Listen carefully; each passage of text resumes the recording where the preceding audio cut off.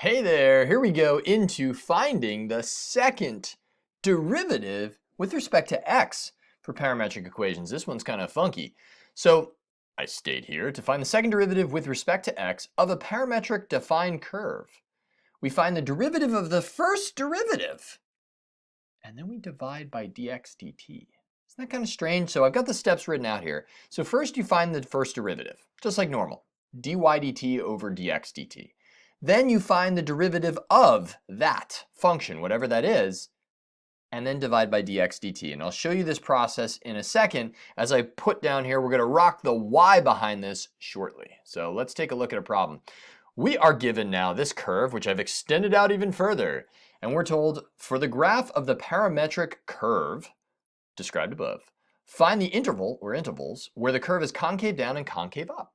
So we need to know its second derivative with respect to x. So first we need to find dy dx. So dy dx is equal to y prime of t, or dy dt over dx dt.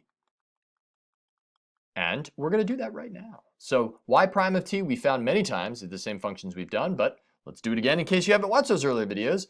3 times 1/3 is 1, and then we get t squared.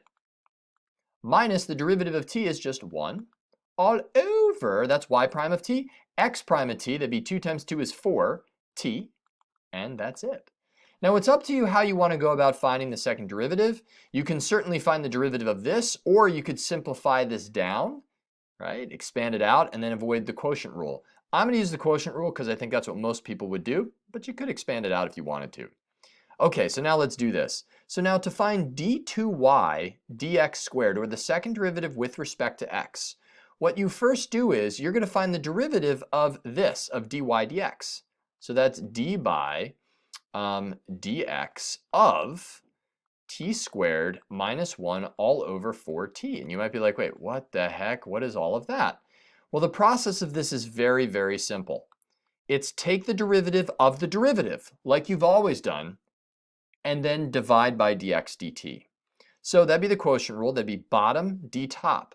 So 4t times the derivative of the top is 2t, minus the top, which is t squared minus 1, times the derivative of the bottom, which is 4, all over the bottom squared.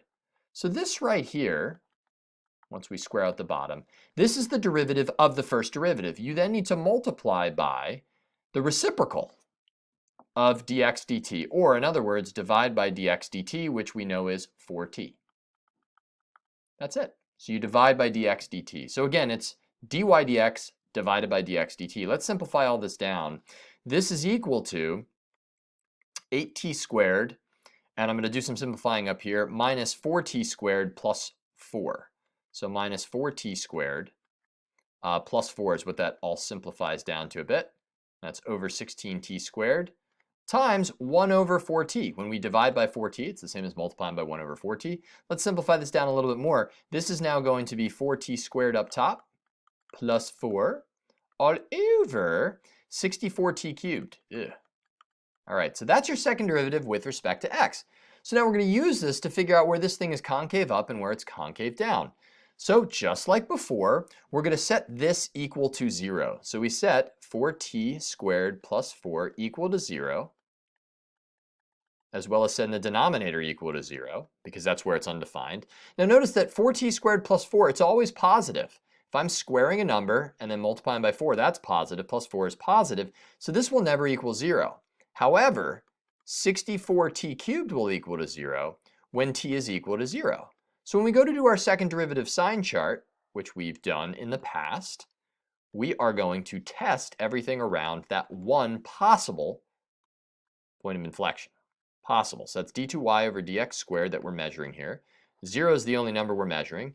The first thing that I'm going to mention is, well, we've got values to the left and right that we could test. So I don't know, let's test it at t equals, I don't know, negative 10. If I plug in negative 10 here, the numerator is always positive. The denominator, negative number cubed times 64, is negative. So that means we're concave down. That's the actual curve, it's concave down. And then let's test, I don't know, t equals 10. Again, the numerator is positive. The denominator, 10 cubed, is positive. Times 64 is positive. So now we're concave up. So what that means is we are concave down since the second derivative is less than 0, on, let's see, negative infinity to 0. And we're not going to include 0 there. It's an endpoint. And then we're concave up on 0 to infinity, because that's where our second derivative is positive. That's all. So it's kind of funky, but if you look at the curve, it's true. We're concave down the entire time from t equals negative infinity all the way till we get to 0. And then here is where we turn concave up.